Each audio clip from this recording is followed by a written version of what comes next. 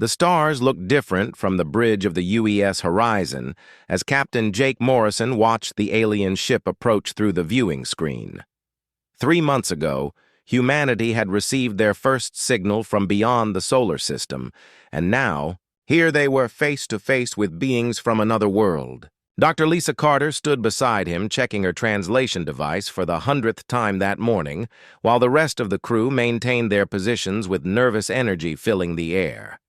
The Caltharan vessel was massive compared to the horizon, stretching nearly 2 kilometers in length with sleek curves that seemed to flow like liquid metal. Its surface shimmered with an energy field that made human sensors struggle to get clear readings. As it moved closer, the ship cast shadows across the human vessel, making everyone aboard feel very small in the vast emptiness of space. Jake had been chosen to lead this first contact mission because of his calm nature and diplomatic training. But even he felt his heart beating faster as they prepared to meet an entirely different species. Lisa had spent weeks preparing for this moment, studying every piece of data they had about the aliens and practicing different greeting protocols that might work across species barriers. The communication channel crackled to life with a voice that sounded strangely musical yet cold at the same time. "Human vessel, you will prepare for boarding. Ambassador Zektar will meet with your leaders to discuss your future." The translator worked perfectly, but something in the tone made Jake frown slightly. Within an hour, both ships had docked at the neutral meeting station that had been constructed specifically for this historic encounter. The station floated in empty space between the two vessels, providing a safe place for both species to meet, without either side having to board the other's ship. Jake and Lisa walked through the airlock with 2 security officers following behind them. The meeting room was simple, with a large table in the center and chairs arranged on both sides. When the aliens entered, Jake had to work hard not to show his surprise. The Caltharans stood nearly 3 meters tall with elongated limbs and skin that shifted colors like oil on water. Their faces were angular with large eyes that seemed to look right through the humans as if they were examining insects under a microscope. Ambassador Zektar moved with fluid grace to the table and gestured for the humans to sit. When he spoke, his voice carried an odd vibration that made the air itself seem to hum. "Welcome, primitive ones. Your species has finally developed enough to attract our attention, though barely." He paused and looked at each human in turn with what might have been amusement. "We have watched your world for some time and decided you may be useful to the Caltharan Empire." Lisa leaned forward with her diplomatic training taking over despite the insulting tone. "We are honored to meet. You, Ambassador Zektar. Humanity hopes to build a relationship based on mutual respect and cooperation between our peoples." She had practiced this speech many times, but the alien's response caught her completely off guard. Zektar made a sound that the translator labeled as laughter, but it had no warmth in it at all. "Cooperation implies equality, which does not exist between our species. You are children playing with fire while we have mastered the stars for millennia. Your technology is crude, your society is chaotic, and your understanding of the universe is laughably limited." Jake felt his diplomatic smile becoming harder to maintain as the alien continued. "However, we are not without mercy. The Caltharan Empire offers your species protection and purpose. You will relocate your population to worlds we have prepared, where you will serve useful functions within our civilization. In return, we will ensure your survival and provide you with technology far beyond your current capabilities." The room fell silent as the humans processed what they had just heard. This was not the partnership they had hoped for, but something much darker. Lisa found her voice first. "You're talking about slavery. Humanity will never accept such terms." The ambassador's skin shifted to a darker shade as he studied her. "You misunderstand the nature of your situation. This is not a negotiation, but an announcement. Your species lacks the strength to resist and the wisdom to see the benefit we offer. You have one of your solar cycles to prepare for relocation. Those who resist will be removed by force. Jake stood up slowly, his hands clenched at his sides. I think this meeting is over, Ambassador.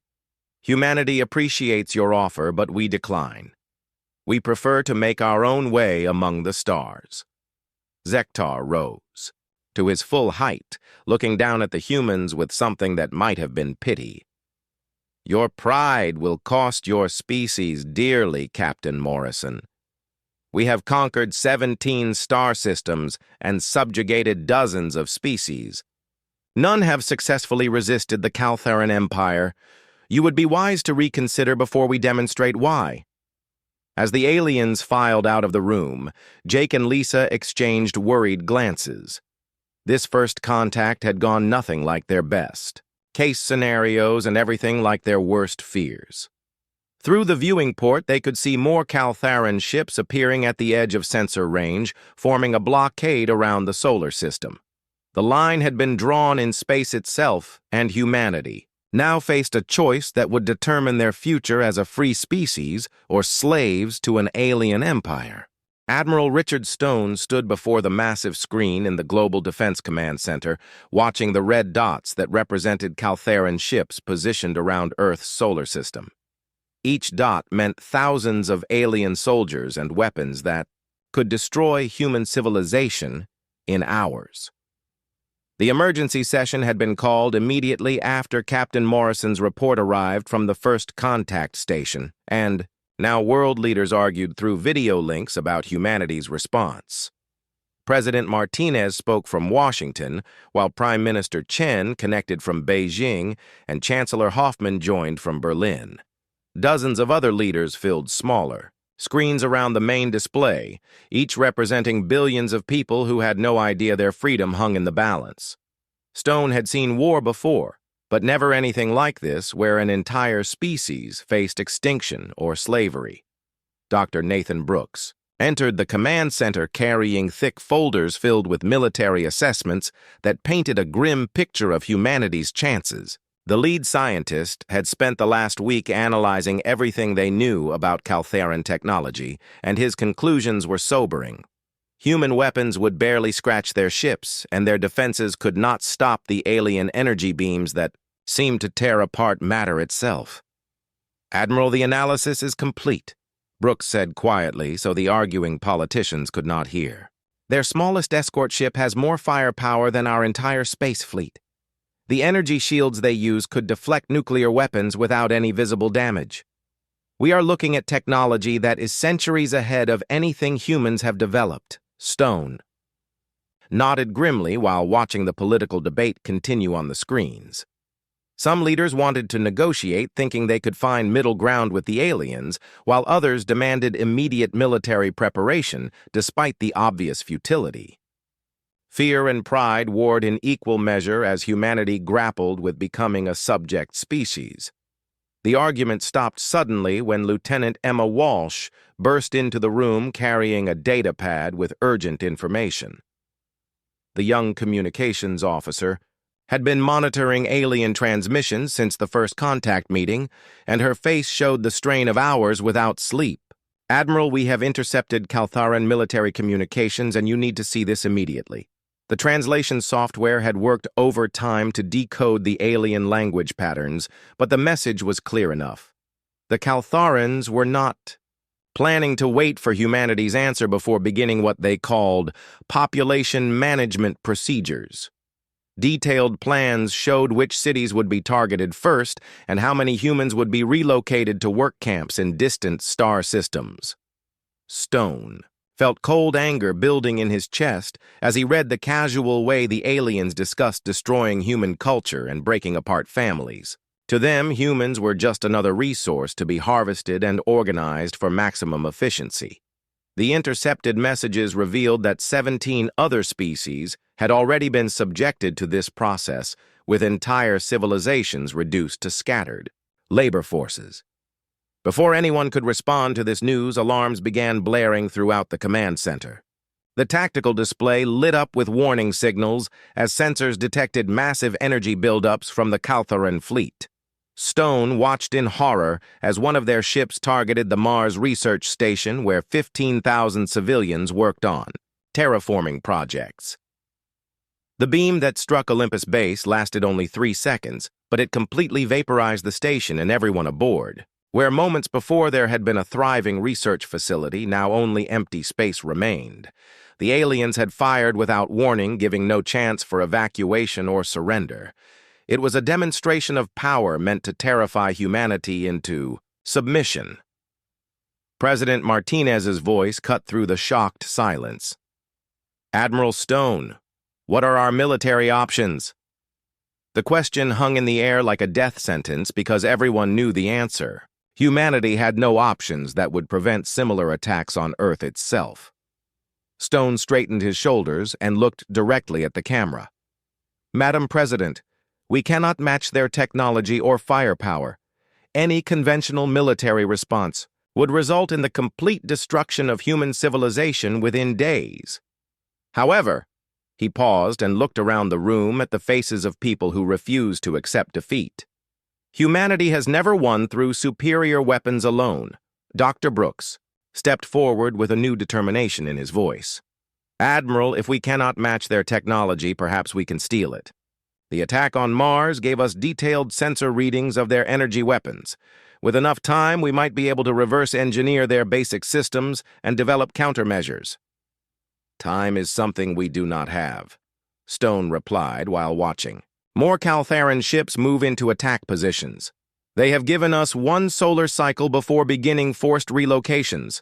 That gives us less than 4 months to prepare for a war we cannot win through conventional means." Captain Morrison's voice crackled over the communication system from the horizon. "Admiral requesting permission to return to Earth immediately. Dr. Carter has some ideas about Caltharan weaknesses that might help level the playing field." His transmission was brief, but carried a note of hope that everyone desperately needed to hear. Stone made the decision that would determine humanity's fate. "Permission granted, Captain. All units return to Earth for emergency preparations. We are going to fight these aliens, but not in the way they expect." He turned to address the world leaders still watching from their screens. "Ladies and gentlemen, we have 4 months to prove that human ingenuity and determination can overcome superior technology." The room erupted in concerned voices as politicians demanded details about impossible military plans, but Stone was already moving toward the planning boards. Dr. Brooks and Lieutenant Walsh followed him, knowing that the next few hours would determine whether humanity would resist or surrender to alien domination. Through the reinforced windows of the command center, Earth turned slowly in space, looking peaceful and beautiful against the star field. Soon that peaceful world would become a battlefield where humans would either win their freedom or lose everything that made them human. The aliens had crossed a line by attacking civilians, and now humanity would show them what happened when you threatened an entire species. 3 months had passed since the Caltharan ultimatum, and Earth's orbital shipyards worked around the clock building vessels that looked nothing like traditional warships.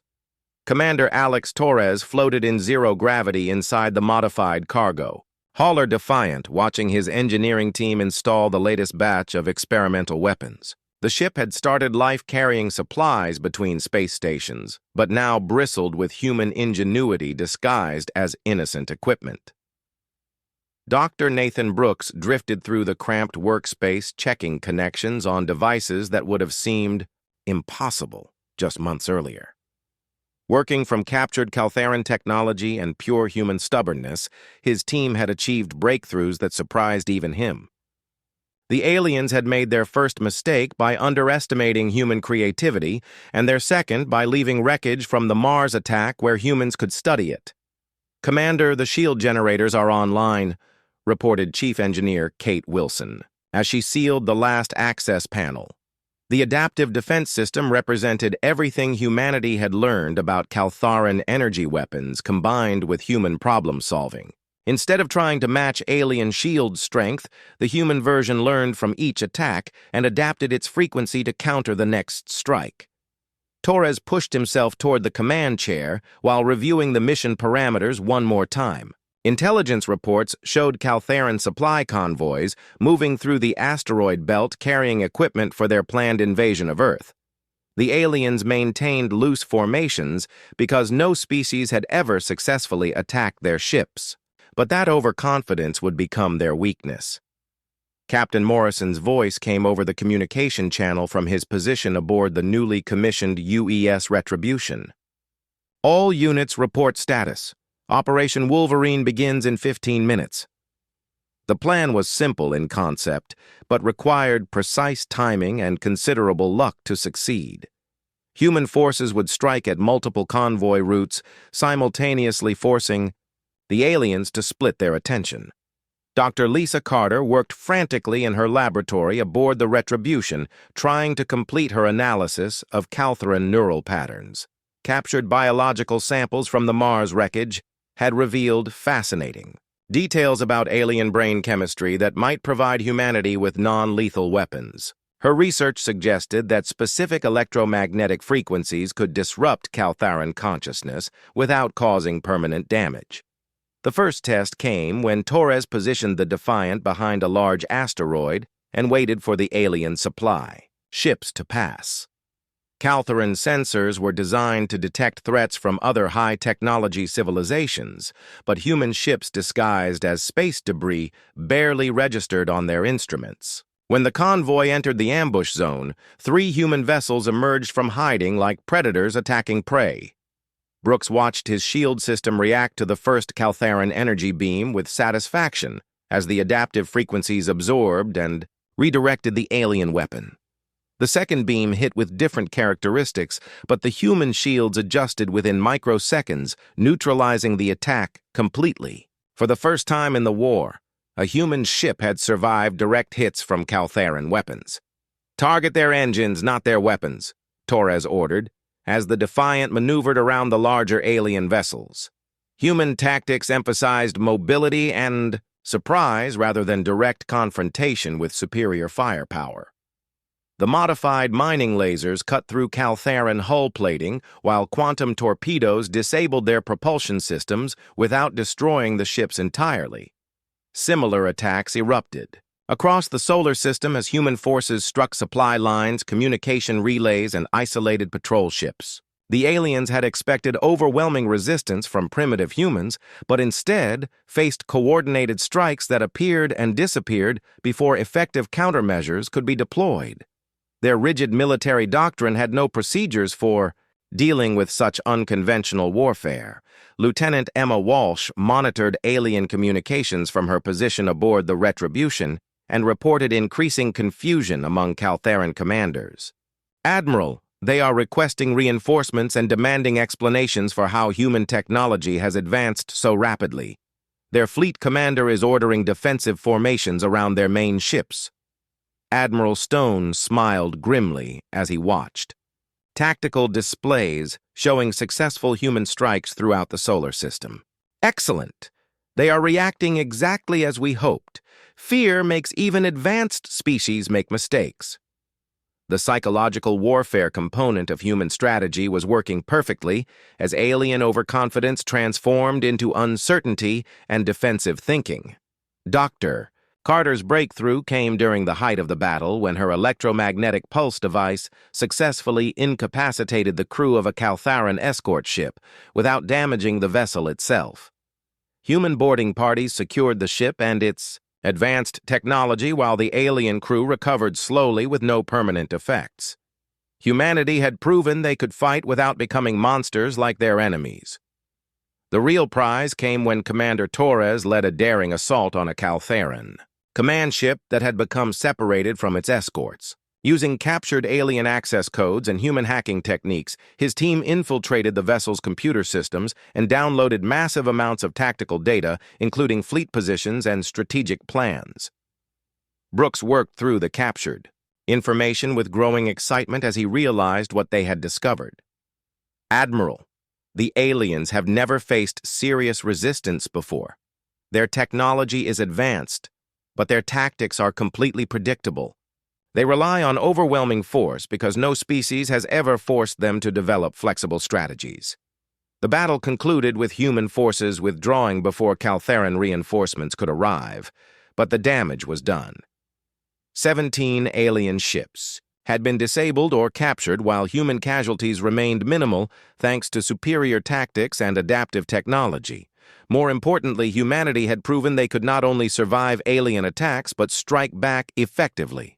Admiral Stone addressed the crew from the bridge of the Retribution as Earth came into view ahead of them. Today we showed the galaxy that humanity will not go quietly into slavery. The aliens thought they knew everything about warfare, but they never learned to fight an enemy that refuses to surrender. Through the viewing ports, Earth looked different. Somehow, as if the blue planet itself had gained new strength from the victory.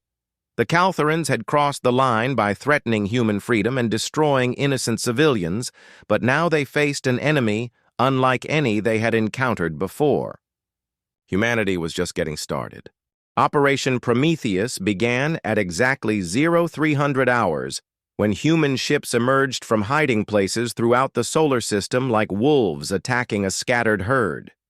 Captain Morrison coordinated the assault from the bridge of the UES, Retribution watching as dozens of modified vessels struck Caltheran positions with precision that would have been impossible months earlier.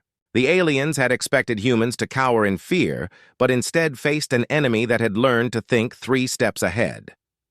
Admiral Stone monitored the battle from Earth's orbital command station, while Dr. Nathan Brooks tracked the performance of their new quantum tunneling missiles. The revolutionary weapons could bypass Caltharan shields entirely by existing in multiple dimensions simultaneously before materializing inside enemy ships. No defense system in the galaxy had been designed to stop weapons that ignored the normal rules of physics. The first major target was the Caltharan flagship Dominion, which had positioned itself near Jupiter to coordinate the alien blockade. The massive vessel stretched 4 kilometers in length and carried enough firepower to reduce Earth to molten rock, but its commanders had never faced human creativity applied to warfare.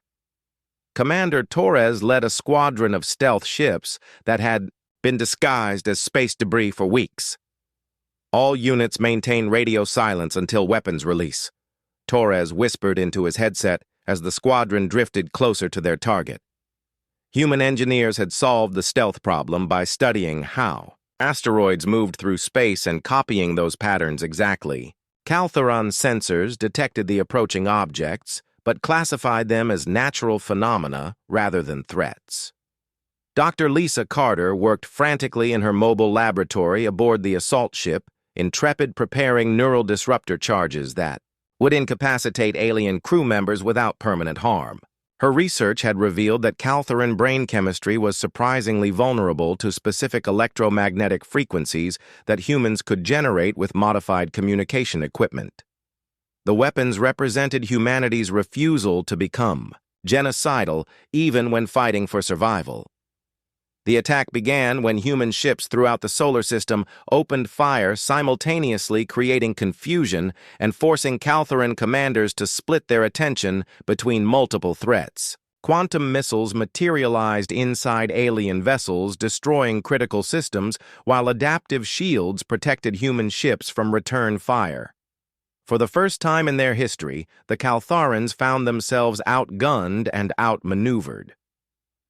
General Marcus Kane led the assault on Luna Base, where Caltheran ground forces had established a staging area for the planned invasion of Earth. Human soldiers wearing powered armor that combined captured alien technology with human engineering prowess stormed the facility through underground tunnels that the aliens never knew existed.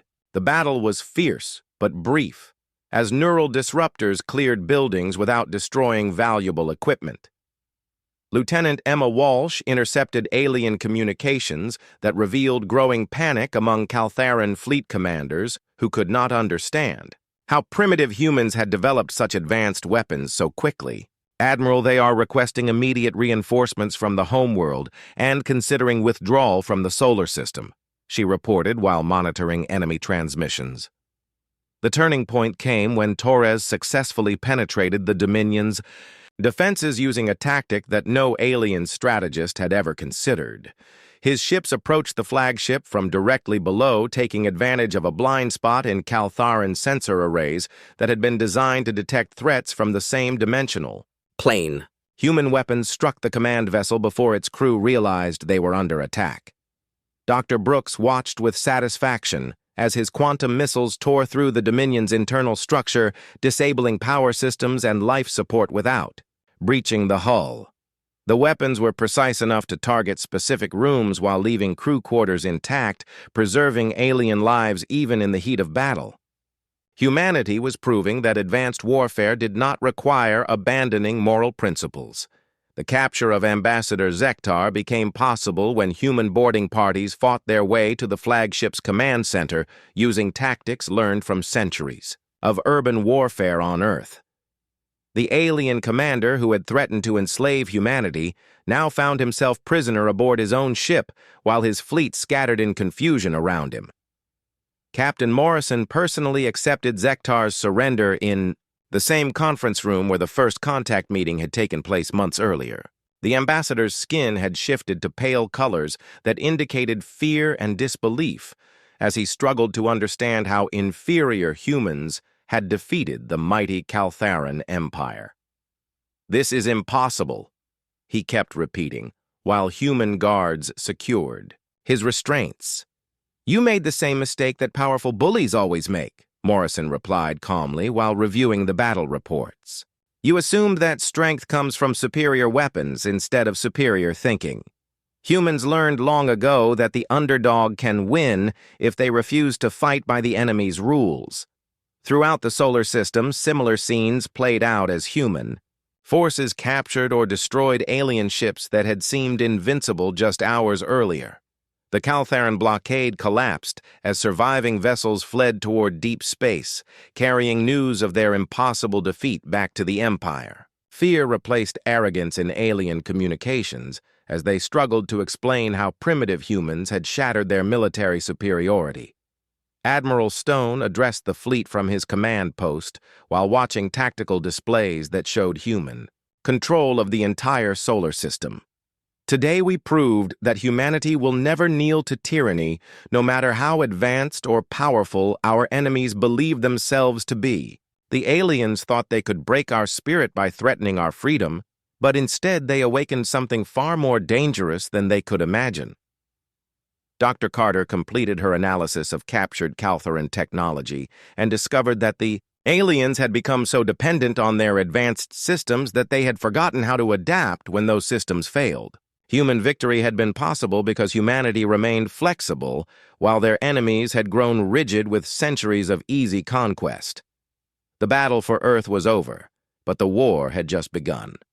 Intercepted messages revealed that the Caltharan Empire controlled 17 star systems and had enslaved dozens of species across the galaxy.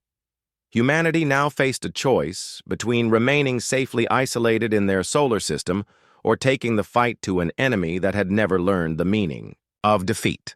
6 months after the liberation of Earth, the human fleet moved through interstellar space like a force of nature, bringing freedom to worlds that had known only slavery for generations. Admiral Stone commanded the expedition from the bridge of the massive battleship UES Endeavour, while Captain Morrison led tactical operations aboard the carrier Independence. The fleet combined captured Caltharan technology with human innovation, creating ships that surpassed anything the galaxy had seen before. Dr. Lisa Carter worked in her expanded laboratory, studying data from the first liberated world they had encountered. The crystalline beings called Vorthak had suffered under Caltharan rule for 3 centuries, providing raw materials for the Empire while their culture slowly died. When human forces arrived, the aliens could barely believe that someone had come to help them rather than exploit them further. Commander Torres led joint training exercises with Vorthak resistance fighters, teaching them tactics that humans had perfected during their own war for independence. The crystal beings learned quickly, adapting human strategies to their unique abilities and proving that oppressed species could become effective warriors when given proper support and weapons. Their homeworld had been transformed from a mining colony back into a thriving civilization. The next system contained the aquatic Helian species, who had been forced to work in underwater factories producing components for Caltharan warships. Dr. Nathan Brooks marveled at their engineering capabilities once they were freed from alien oversight and given access to quantum technology. The Helians quickly became essential allies, providing manufacturing support that enabled the liberation, fleet to repair and upgrade their ships between battles. General Kane established training camps on liberated worlds where former slaves learned to fight for their freedom using human military doctrine adapted for different species. The energy-based Luminar proved especially effective as scouts and saboteurs, while the insectoid Chitauri excelled at infiltration missions that would have been impossible for human soldiers. Each species brought unique advantages that strengthened the growing Liberation Alliance.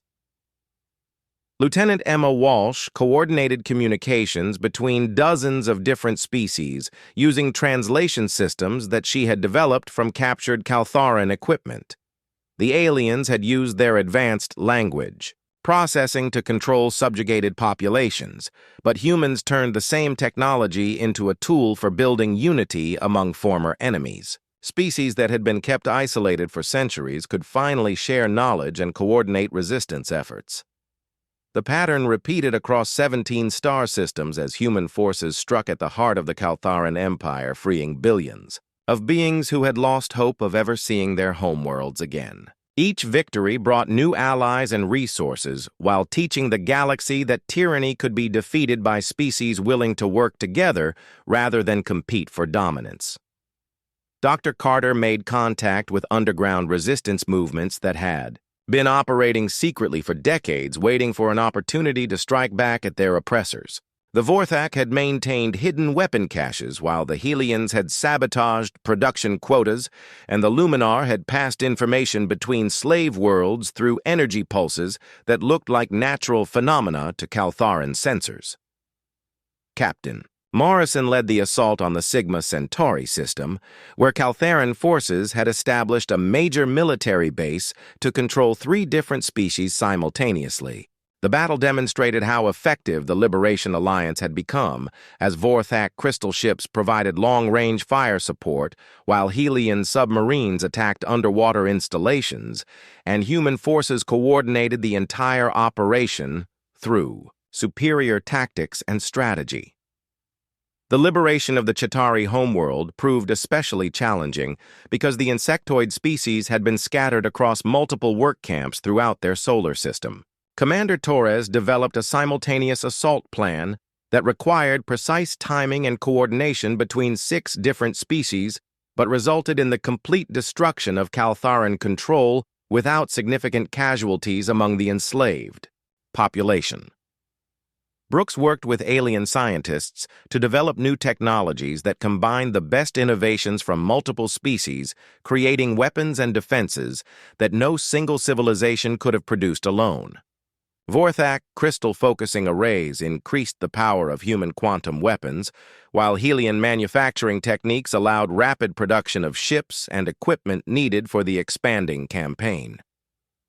The psychological impact of human success spread throughout Caltharan space as news of liberated worlds reached other enslaved populations. Species that had never heard of humanity began organizing resistance cells and sabotaging alien infrastructure in preparation for the arrival of liberation forces. The Empire found itself fighting rebellions on dozens of worlds simultaneously. Admiral Stone received reports from deep space reconnaissance missions that painted a picture of growing chaos within the Caltharan Empire as their military forces struggled to contain uprisings while defending against human-led liberation fleets. The aliens had built their civilization on the assumption that inferior species would never successfully organize against them, but now faced the collapse of that fundamental belief. Dr. Carter analyzed captured Caltharan psychology profiles and discovered that the alien species had never developed effective strategies for dealing with sustained resistance from multiple enemies simultaneously. Their rigid hierarchical command structure worked well for conquering isolated worlds, but failed completely when facing coordinated opposition from former victims who had learned to think strategically. The Alliance fleet approached the border of Caltharan home territory, with representatives from every liberated species serving alongside human crews in a demonstration of unity that would have been impossible under alien rule. Former slaves had become warriors fighting for the freedom of others, while humans provided the leadership and tactical knowledge necessary to coordinate such a massive undertaking. "We are no longer fighting just for Earth," Morrison announced to the assembled fleet commanders during their final briefing before entering Caltharan space. "We fight for every species that has ever been enslaved, every world that has been stripped of its resources, and every being that has been told they are inferior to their conquerors." The Liberation Alliance had grown from a desperate human defense into a galactic force that threatened the very foundation of the Caltharan Empire, but the final battle still lay ahead. The final battle for galactic freedom began when the Liberation Alliance fleet emerged from hyperspace at the edge of the Kalth system, facing the largest concentration of military power in the galaxy. Admiral Stone watched from the bridge of the UES Endeavour as tactical displays showed 3 massive orbital fortresses protecting the Caltharan homeworld, along with a fleet that outnumbered human forces 3-1. Yet the humans and their allies advanced without hesitation, knowing that retreat would doom billions of beings to eternal slavery.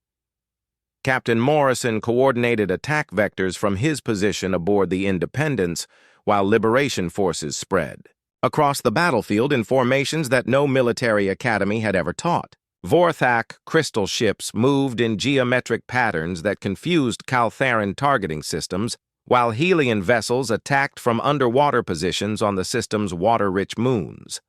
The Alliance had learned to fight as one organism, with each species contributing their unique strengths. Dr. Nathan Brooks activated humanity's ultimate weapon as quantum resonance devices, deployed throughout the battle zone, generating fields that interfered with Caltharan technology without destroying it completely. The revolutionary approach reflected human philosophy about warfare, where victory did not require the total destruction of the enemy. Advanced alien systems simply stopped functioning as their quantum foundations became unstable. The Caltharan home fleet found itself unable to target multiple enemies simultaneously as their rigid command structure struggled to adapt to unconventional tactics developed by former slaves. Alliance ships appeared from impossible angles using gravitational slingshots and asteroid cover, while human commanders exploited every weakness that months of studying alien psychology had revealed. General Kane led the ground assault on Calth, Prime itself using atmospheric insertion pods that delivered Alliance troops directly to the planetary surface. The invasion force included representatives from every liberated species working together to capture the government centers that had coordinated centuries of oppression. Caltharan ground forces had never faced enemies who understood their weaknesses so completely. Dr. Lisa Carter transmitted her message to the Caltharan civilian population using captured communication arrays to bypass government censorship for the first time in the Empire's history. Her words reached billions of aliens who had never heard the truth about their government's actions or learned that other species possessed intelligence and rights equal to their own. The revelation shattered the foundation of Caltharan superiority. Lieutenant Emma Walsh coordinated communications between Alliance forces as the battle raged across multiple dimensions of space and time, using tactics that combined human creativity with alien technology. The Liberation Fleet moved like a living thing, responding to threats and opportunities faster than any centralized command system could match. Individual ship captains made decisions based on overall strategy rather than rigid orders. Commander Torres infiltrated the primary orbital fortress using stealth technology that rendered his ship invisible to all known detection methods. The assault team included volunteers from 6 different species, each contributing specialized skills to overcome defenses that had never been breached in the Empire's long history. Their success opened the way for the main fleet to approach the homeworld itself. The psychological breakthrough came when Caltheran civilians began joining the liberation forces after learning the truth about their government's crimes against other species. Dr. Carter's message had explained that the Alliance sought justice, not revenge, and offered Caltherans a chance to build a better civilization based on cooperation rather than domination. Entire cities declared independence from the Empire. Brooks watched his quantum resonance weapons disable the planetary defense grid without harming the civilian population centers below, proving that advanced technology could be used for liberation rather than conquest. The same principles that had freed human thinking from conventional limitations now freed Caltheran society from the tyranny of their own government. Admiral Stone accepted the surrender of the Caltheran High Command in a ceremony aboard the Endeavor that was broadcast throughout the galaxy, showing former slaves accepting the submission of their former masters. The moment marked the end of the Empire and the beginning of a new era where no species would claim superiority over others based on technological advancement or military power. The trial of Caltharan war criminals took place on the liberated world of Vorthak Prime, with judges representing every species that had suffered under alien rule. The proceedings established legal principles that would govern interspecies relations for generations, ensuring that justice rather than revenge guided the transition to freedom. Even defeated enemies received fair treatment under laws designed to protect all sentient beings. Captain Morrison stood in the conference room where first contact had occurred nearly 2 years earlier. But now the gathering included representatives from dozens of species working together to write the Galactic Accords. The document established principles of mutual respect and cooperation that would prevent any single species from dominating others while ensuring that conflicts could be resolved through negotiation rather than warfare. Dr. Carter founded the Interspecies Diplomatic Academy on Earth, where beings from across the galaxy would learn human concepts of democracy and individual rights along with practical skills for peaceful coexistence. The school became a symbol of humanity's greatest contribution to galactic civilization, which was not advanced technology, but the idea that freedom and dignity belonged to every thinking being. The former Caltheran Empire dissolved into independent systems governed by their own people using political structures based on consent rather than conquest. Species that had been enemies under alien rule became partners in building a galactic community where diversity strengthened everyone rather than threatening the powerful. Trade and cultural exchange replaced exploitation and oppression. Years later, Admiral Stone retired to a small colony world where humans and aliens worked together to build something unprecedented in galactic history, which was a truly integrated society based on equality and mutual respect. The old man often sat on his porch, watching alien children play with human children under skies that had once seemed impossible. The line that the Caltherans had drawn between conqueror and conquered had been completely erased by species that refused to accept their assigned place in the galactic order. In its place stood a new civilization built on the understanding that true strength came not from dominating others but from helping them achieve their full potential as free beings.